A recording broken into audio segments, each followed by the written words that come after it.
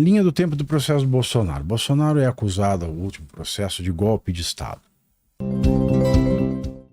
De chefiar e encabeçar o golpe de Estado. Quando começa essa movimentação? Oficialmente ninguém sabe, porque nem a defesa tem acesso aos documentos Por quê? da investigação. Não sei por quê, não tem porque a lei manda ter. Quando a denúncia foi protocolada, a defesa não tinha. Depois que ela foi protocolada, levantou-se esse pressuposto. Olha, a defesa não teve acesso aos documentos da investigação, portanto, essa denúncia é nula e não pode ser aceita. O Alexandre de Moraes e todos da primeira turma, ele, né? O Careca, Peruca, Rocambole, ministro Riborne e Bento Carneiro, 5 da primeira turma, disseram não. Todos os documentos foram franqueados. Aí, uma semana, 10 dias depois, ele disse: ah, é verdade, não foram franqueados os documentos. Mas não voltou atrás da decisão, não deu mais prazo para responder, já tinha aceito a denúncia. Ah, eu vou deixar vocês terem acesso a alguns documentos, e ele editou os documentos. Ou seja, é escárnio em cima de escárnio. O que se diz na peça confusa da PGR? Que em 2019, o Bolsonaro mal assumiu e já estava pensando no golpe de Estado. Em 2021, começou de fato o crime de golpe. O crime de tentativa de golpe.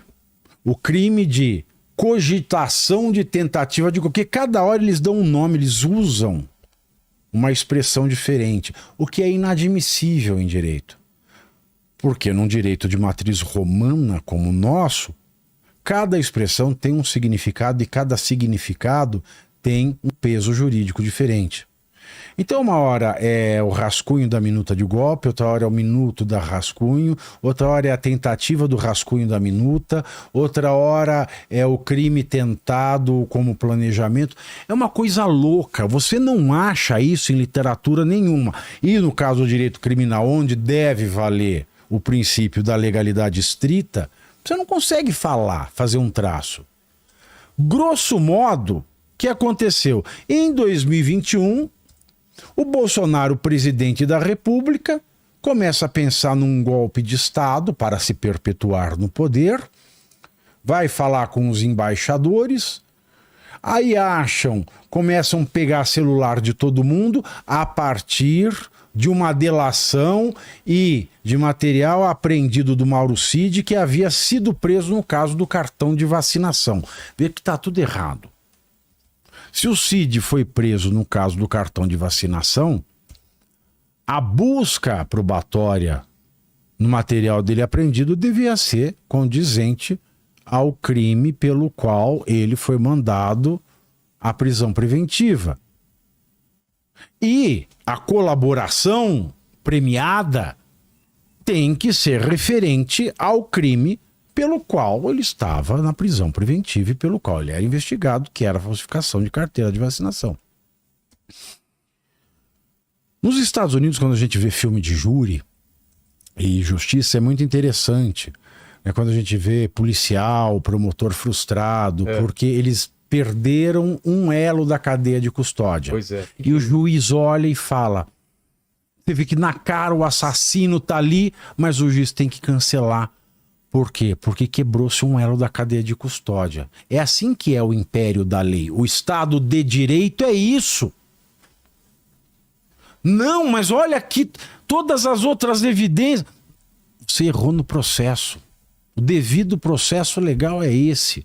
Ou a gente vive no império da lei, ou a gente vive no império de um ditador. Só há democracia se vige o império da lei. E no Brasil isso não acontece. Então o cara foi preso pelo cartão de vacinação, aí assinou um acordo, um contrato, eu acho bonito os nomes que a lei dá, contrato de colaboração premiada. Para você estar pegando um garoto de programa para te comer ou para lhe dar o rabo e falar que te ama, e você diz, olha como ele me ama, ele diz que me ama. Você contratou o garoto. Mas chama isso, contrato de colaboração premiada. E a lei, é claro, define, dá os contornos do tal contrato de colaboração premiada. E, basicamente, a colaboração premiada, ela só pode beneficiar a pessoa do colaborador. A lei é clara ao dizer, os benefícios da colaboração não podem ultrapassar a pessoa do colaborador efetivo. Ou seja, eu não posso celebrar uma colaboração beneficiando mulher, filha e pai, como aconteceu no caso do Cid. Por quê? Porque a lei proíbe. E se o cara que colaborou deu pistas que não conseguiram ser comprovadas, a colaboração não vale. Se o cara que colaborou vem a público e fala uma coisa oposta ao que falou na colaboração, não vale. Se o juiz que homologou a colaboração, depois de homologada, resolve fazer uma audiência para passar limpo alguma contradição, a colaboração não vale. Essa é minha opinião? Não é. Está na lei. Se você, repito, se você não é analfabeto, você está no casa, não é analfabeto, leia, está na lei. Não é opinião minha, está escrito lá. Eu não estou falando que é certo, não estou falando que é errado, eu estou falando que está na lei. Só. E o Alexandre de Moraes chamou o Mauro Cid para que ele retificasse e ainda falou, olha, se não for satisfatório com aquela babinha no canto da boca dele, que ele junta gosma no canto da boca, igual o Vingador, se você não falar coisa satisfatória, nós vamos ter que dar andamento no processo da sua mulher, da sua filha e do seu pai. Aí todo mundo viu, nossa, que absurdo, tá ameaçando o Mauro Cid. Aí ele, com a maior cara de careca de pau que ele tem, vira e diz o seguinte, não, foi tudo legítimo. Foi tudo legal. Aí vem aquele Dino, aquela desfaçatez, e fala, não, Alexandre só age conforme a Constituição e as leis. Isso não foi ameaça, eu só estava reafirmando para ele os termos do contrato de colaboração que ele assinou. Mas um contrato não pode ser assinado e muito menos homologado pelo juiz quando ele é contrário à lei. Eu não posso assinar um contrato com alguém que seja contrário à lei. Eu não posso assinar com você um contrato. Vilela, você me passa o seu imóvel. Se eu matar um missionário na rua a grito, aí você fala, passo, assinamos um contrato. Aí eu vou lá, mato a grito um missionário na rua. Aí eu quero a sua casa. Você não tem obrigação de me dar, é um contrato nulo. Não tem validade nenhuma, porque o conteúdo dele é ilegal. Então tudo o que está acontecendo com o Bolsonaro, desde o início, desde o fato da investigação não ter sido arquivada, porque o arquivamento dela foi pedido pelo Augusto Aras, PGR anterior, e a mesma lei que eu já mencionei aqui, a 8.038, ela diz que quando o PGR pede para arquivar, ela tem que arquivar o inquérito.